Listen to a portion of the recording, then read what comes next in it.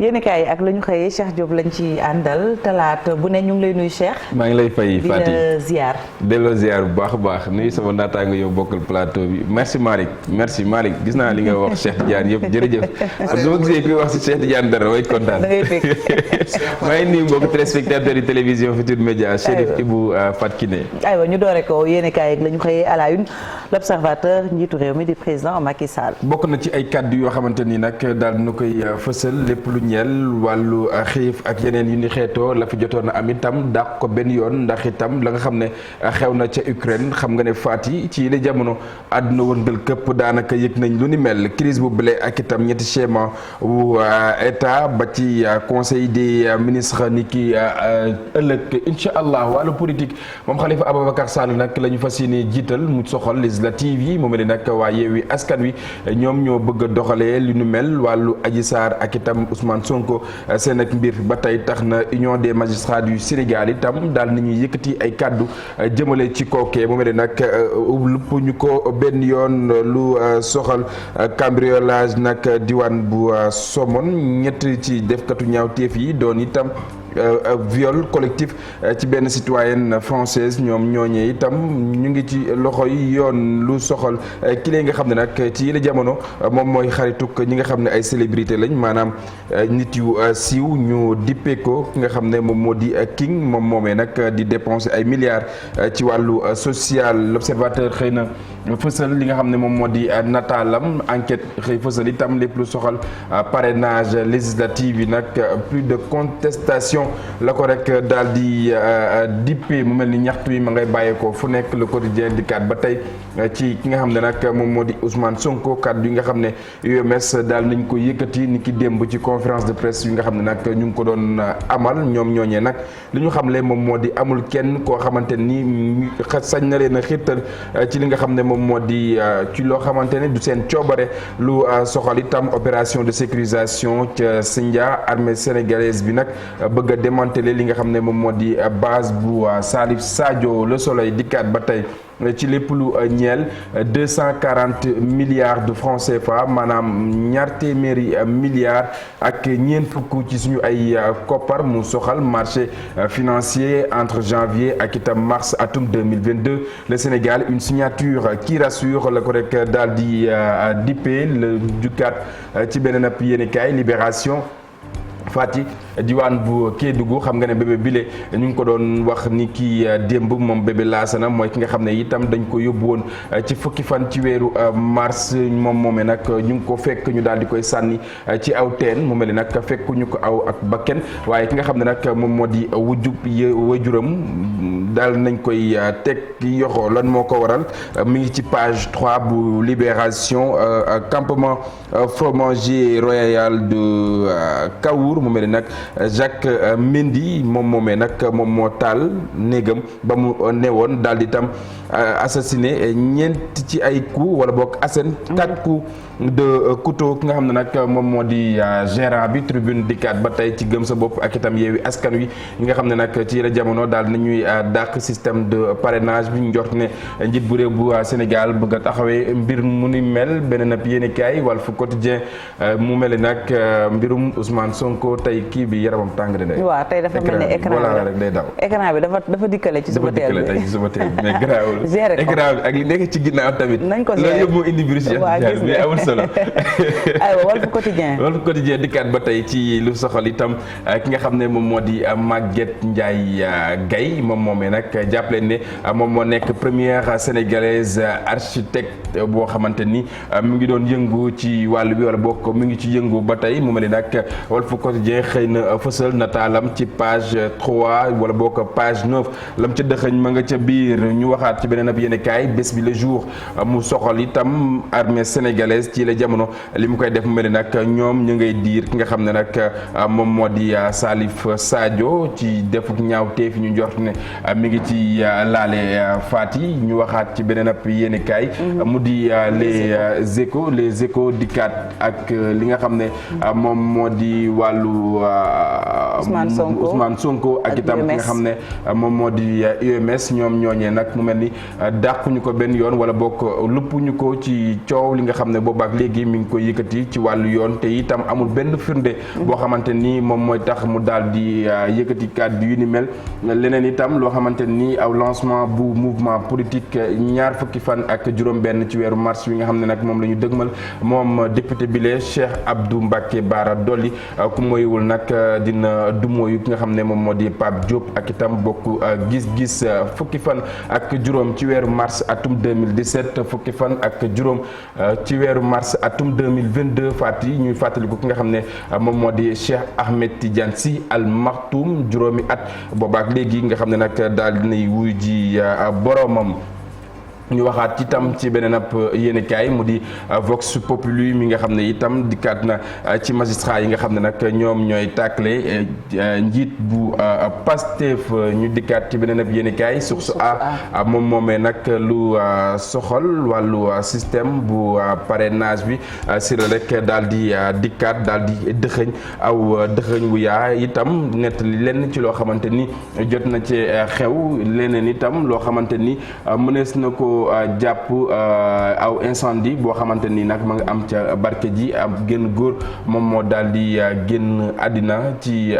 matlaawam la ko rek daal di dippee entre Tapha Tine ak nga xam ne moom moo di Papa Sow rëk-rëk doomu Gaston wile di tànnal adversaire ki nga xam ne nag moom moo di Sa Thiès témoin dikkaat ba tey ci législative 2022 parrainage bi nga xam ne nag ñoom ñëpp manqué nañ daal di koy rejeté mu xëy fësal photo Yewwi Askan Wi Bougane Gueye Dany ci li nga xam ne moom moo di page 3 jàpp 4 bu témoin. aywa. Sud Quotidien Yewwi Askan Wi ba tey di ñett ci li nga xam ne moom moo di lu soxal wàllu système bu parrainage bi ñu njort ne moom président Macky Sall moom rek moom moo ko bëgg daal di biral ñu wax bokk ñu dikkaat ak record mi soxal Ligue des champions 8e de finale retour bi Cristiano Ronaldo moom moomee nag manqué woon bu baax a baax ñi nga xam ne ñoom ñoo safoo wàll wi mu mel ni nag lépp lu ñeel Manchester United contre Atlético Ajax ak itam Benfica mu mel ni nag dara leeragul ci yile jamono mu mel ni nag sunu làmb amul waaye xëy na fësal li nga xam ne nag moom moo di photo ki nga xam ne moom moo di Balla Gaye laataa ñu si ñëw ki nga xam ne moom moo di stade itam dikkaat na ci match wile nga xam ne moo soxal 8e de finale bi retour bi Manchester United Atlético Ajax Benfica mu mel ni nag dara leeragul ci li nga xam ne moom moo di wàllu suspense la ko rek daal di dippee sunu làmb yi itam xëy na fësal ki nga xam ne moom moo di photo Balla Gaye 2 moom Balla Gaye 2 ñi nga xam ne nag ñoom ñoo di fans yi ñu ngi koy xaar bu baax a baax ci yële jamono lañ ko xamee woon ci wàllu làmb dundi ndax itam ñi nga xam ne ñoom ñoo di ay fansam li ñu bëgg rek moom moo di mu daal di indi leeral wala boog mu gën a mën a dëggal boppam ci wàll yi. jërëjëf Cheikh Diop yéen kaay yi ak la ñu xëyee pàcc bu njëkk bi leex na. ñu dig la daje ci kanam incha allah tout à l'heure ci ñaareelu pàcc bi aywa ñu bàyyi la nga dem jëli sa café Cheikh Diop la ñu àndaloon ci yéen kaay ak la ñu xëyee actu commenté bi Malick Thiandoum Chérif Dia mu mel ni parrainage bi ku jégi ñoom nee ñu du ci dal Yewwi Askan Wi itam bokk ci kuréelu ku jégi gis ngeen li ñu wax ci mbiram Khalifa Sall. waaw soxna Fatou dafa mel ni kon coalition opposition yi en tout cas yi ci ràññeewoon te ñu demoon ci élection locale yi dañu nekk jamono ji ci ordre de bataille ku nekk nag ak la lay yitteel ndax gis nga waa coalition bi ni def seen bilan participation ci élection locale yi ñëwaat nañ posé ñaari cas benn bi mooy comme ni nga ko waxee kaawu kenn ci ñoom muy Khalifa Ababacar Sall nekkoon ancien député maire bu Ndakaaru nekkatu ko lan moo tax xam naa dinañ ci ñëwaat mais am na lu bees it gis nga ko dafa mel ni kon ñëw rek kon ci li naan politique moom rapport de force la parce que xam nañ ni am na côté boo xamante ni ñoom waa Yewwi ngooy nañ ca maanaam li leen gën a jox doole ak confiance bokk na ci li génnoon ci urne yi parce que boo xoolee ville yu gën a mag fii ci Sénégal ñoom ñoo ko gagné woon ñu jàpp ni kon ñi ngi jëm ci ay élections législatives Khalifa Sall bi mu fi nekkee député maire ñu radié ko révoqué ko warul bokk ci élection en tout cas ci ay élection muy élection présidentielle wala législative wala même sax locale yi ñu génn ndax il a été exclu après sa condamnation ci affaire caisse d'avance bu mairie Dakar comme na mu ko doon yoree parce que boo xoolee c'est la loi électorale nag moo ko exclure c'est pas lui seul bon Karim Wade aussi moo ko ci njëkk a nekk ci cas yu mel noonu mooy li doon wax rek muy article 29 ak article 30 article 29 mooy wax ne doit pas ce qui nag ñi nga xamante ni mënuñoo wala waruñoo bindu ci ay liste électorale bu fekkante ni dañ la teg daan juróom-ñaari alinéa la mais ñaareelu alinéa ci article 29 boobu moom moo gën a concerné Khalifa Sall parce que condamné nañ ko juróomi at ci affaire yorin wu ñàkk sell ci xaalis wala détournement donc loolu moo ma taxoon donc du mën a bind ci liste yi du mën a participer même ci yooyu élection donc waa Yewwi nag gis nga ko fa gënañ ci table ji na xel xalaatul ñu dem ci ay élection te Khalifa du ci bokk jox nañ ko fa sax benn ndomba tànk def ko mu jiite ko président conférence ni ko ay na mbooj waxee loolu lépp mooy li doon wax rek rapport de parce que il faut continuer à mettre la pression sur le régime parce que c'est de bonne guerre ci wàllu politique la nekk naka lay demee nag parce que lii loi la ab loi moom bu dee dafa tënk moom je pense que du Khalifa mënul ñëw participer ci élection te loi bi dañut ñaari moo mën a am soit ñu dindi loi bi mu nga xamante ni affaire boobu dina leer beneen bi tam mooy li doon wax ci affaire amnistie moom chaque fois danaan moom il n'est pas demandeur jëm ci wàllu amnistie li wér te wóor mooy ñi ngi jëm ci contexte bu métti déjà pré-électoral bu tendu fitna mënul ñàkk parce que li ñu gis nii tey ci guerre la gars yi jëm ci defante et cetera donc mooy wan ni il faut waxtaan mën a am gis nañ sax ci wàllu parrainage boobu ngay wax noonu direction générale des élections am na rencontre boo doon am à partir de cette semaine ñu ne dina ko jëm ci wàllu logiciel bi nga xamante ni moom lañ war a teg ngir mu contrôler li nga xamante ni kon moom mooy signature yi pour bañ a répéter les mêmes erreurs que conseil constitutionnel ci atum 2019 gis nga journal Source A daal dina ci ñëw gën ko leeral foofu aussi gis nga waa gëm sa bopp la même chose ñoom di rejeté ko parce que dañu sukkandiku ci arrêt bi nga xamante ni cour de justice de la CEDEAO indi woon na ko jaglal ko état bu Sénégal jàpp ni kon lii di loi sur le parrainage dafa xaw a xañ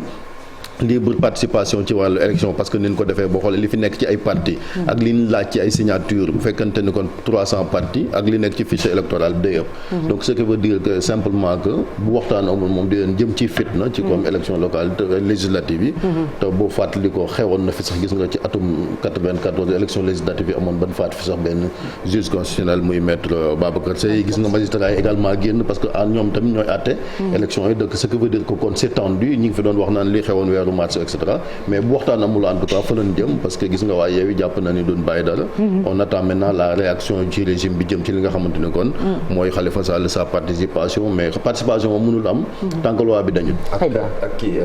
mouvement société civile yu bëri yoo xamante ne démb def nañ conférence waa FRAPP ak Y'en a marre et cetera ñoom tamit jot nañ wax na ne daal bu fekkee ne parrainage bi président Macky Sall dellu ci ginnaaw ñoom tamit dinañ jàmmarloo ak moom ci mbedd bi. Très bien, bon à savoir Malick. lu ci munti am moo di ni l'opposition est dans son rôle. parce que dañu jëm ci ay élections yu nga xam ne yu am solo la. ñoom aussi il faut que ñu mettre la pression sur le pouvoir. pour que élections yi jaar ci yoon. ñoom li nga xam ne tey mooy seen objectif mooy fexe ba indi une situation inédite ci wàllu politique ci Sénégal mooy lu fi musul am mooy assemblée nationale ba opposition bi ëpp fa doole pouvoir bi loolu moom mooy seen mébét. loolu la ñu bëgg te loolu xam nañu ni tey pour mu am il faut que ñu booloo. mais il faut que également yenn leaders yi nga xam ne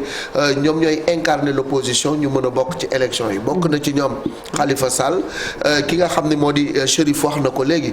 bu fekkee ni Khalifa c'est vrai ci jugement tëj nañu ko juróomi at. waaye amul benn yoon bu nga xam ni juge bi wax na ko ni ay droits civiques am daf ko perte. mais loolu ci boo demee ci code électoral ba. ci article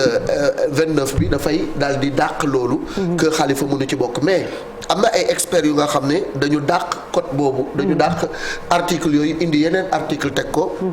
muy article L31 ak article L32. buy wax ne képp ku nga xam ne dañu la tëj ci délit yu mel ni que maanaam sàcc. mooy vol. escroquerie. mooy wuruj. abus de confiance. te nee nañu yooyu délit bokkul ci yi nga xam ni moom la ñu tuumaal. ku mel ni Khalifa Sall wala ku mel ni que Karim Wade. mais loolu yëpp dafay indi rek lu ñuy tuddee un flou. sur le plan juridique un flou artistique bu nga xam ne tant que réglé wuñu ko pour Khalifa bokk ci élection yi man gëwuma ko. waaw mënu ci bokk actuellement nii parce que c'est sûr que article boobu di waaw yow li nga wax noonu mooy ancien code bi. ancien code dañ ko modifié. léegi article 29 la jox naa ko Massa. article 29 xam man sama bët baaxul suñu ko mënee lii la Massa. ne doivent pas être inscrits sur la liste électorale individus yi nga xamante dañ leen condamné pour crime, ceux condamnés à une peine d'emprisonnement sans sursis ou à une peine d'emprisonnement avec sursis d'une durée supérieure, donc lu ëpp benn weer, assorti ou non d'une amende pour l'un des délits suivants, donc vol, escroquerie, abus de confiance, trafic de stupéfiants tamit, détournement et soustraction commis par les agents publics, corruption et trafic d'influence, contrefaçon et en général pour l'un des délits passibles d'une peine supérieure à 5 ans d'emprisonnement. Donc loolu mooy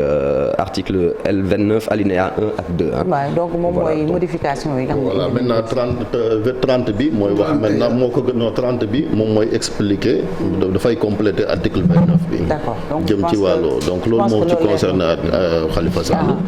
donc il faut soit abroger la loi wala amnistie rek. mais à l'état actuel moom. ça va être compliqué. Voilà, ça va être... non c'est même pas possible à l'état actuel c'est sûr que article bi moom la ñuy jël teg ci kanam pour que Khalifa Sall bañ a bokk ci élection yi mais c'est de bonne guerre que ñoom ñu dóor ci taabal ji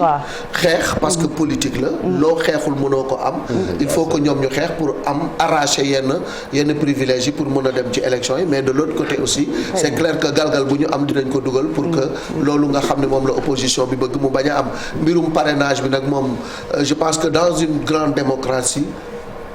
ku bëgg a bokk ci élection dañ la bàyyi nga bokk mais aussi il faut que tey Sénégal nu muy doxee Samba Sugum Ngay mu toll ni man nga xam ne amoo juróomi nit aussi bëgg a ñëw sonal nit ñi ñu tàppe say bulletin kenn du la votel loolu tamit dafay indi problème xanaa yaay votel sa bopp ak sa doom ak sa jabar nañu xool aussi nuñ koy defal mais nan ko organiser Malick bañ mu ba filtre baax na mais nan ko teg ci yoon parce que liñ gisoon ci présidentielle voilà liñ gisoon ci présidentielle su éliminer ay nit indi ay parrainage loolu taxul parce que parrainage mënul ñàkk comme gis nga France sax élection présidentielle la mais 10 000 signatures rek lan laaj nit ñi fii aussi boo xoolee liñ laaj par exemple ci élection législative yi xaw naa takku boo xamante ne liñ ci nemmeeku mooy fàttali ñaata lañ leen laaj entre 34 000 minimum ba 55 000 maximum c'est beaucoup loolooy sëy bi c'est beaucoup léegi non mais loolu loi bee ko moom mënul ñàkk voilà loolu loi bee ko wax maintenant nag parce que gis nañ ni fii bu ñëwee tamit bu doon sax ku ñëw da ngay jël lan la laaj rek mais da nga fi gis par exemple ku laaj 34 000 minimum nga jël ay 1 million 2 000 loolu amoon na fi ci élection présidentielle yu passé mais dogguma la Chérif opposition bi ñu gis quand même c'est une opposition déterminée sànq yaa ngi koy wax locales yi ñu génn dañu dëggal seen bopp gagner quand même de grandes villes du ñoom est-ce que opposition bi tamit li ngay wax fantaisie bi dina métti parce que ils vont passer les mooy li ma la moo tax bu amut waxtaan cadre boo xamante dinañ ko waxtaan malheureusement nag est-ce que ba yëyut mbuus parce que processus bi commencé na déjà naka lañ ci parce que bu fekkante ne parrainage bi dañ ciy delluwaat ginnaaw bu sëkk bi que élection yi est-ce que délai at fan ko jàpp ci weeru juillet dina am donc je pense pas que est-ce que dinañ mën a delluwaat ne duñ fi defaat parrainage parce que malgré li ci nga xamante ni mooy CEDEA wax tamit loolu bi mu amee je pense que parti politique tamit dañoo yéex a jóg ci wàllu parce que boobu ba léegi quand même ci atum 2019 kenn rek nga ci doon dégg mu ciy xeex muy Abdoulaye Tine nekku fi sax ma nga Paris avocat le barreau de Paris yore fii parti moom moo saisiroon cour de justice de la CEDEAO boobu ñeneen ñaa ngi toog ne patt tamit nekk ba maintenant heure bi voilà donc alors que waroon nañu continuer le combat pour ñu changer li nga xamante ni kon mooy loi bi muy lu am solo nekkoon actu commenté bi je pense que mbirum parrainage bi dinañ ci waxtaanaat ak législative yi ñu dëgg ma lépp di fàttali ne ñaareelu pàcc bi daañu dalal Abdou Mbow porte-parole adjoint la moom nag ku ne xam na taxawaayam ci nguur gi rawatina parti bi di APR ak waa Benno nekk vice-président assemblée nationale aussi donc ci kanam incha allah daañu dalal Abdou Mbow su yembee léegi ñu dem ci un jour au Sénégal un jour dans le monde su yembul ñu jàll ci xibaar yi ci tënk ak Ibou Diouf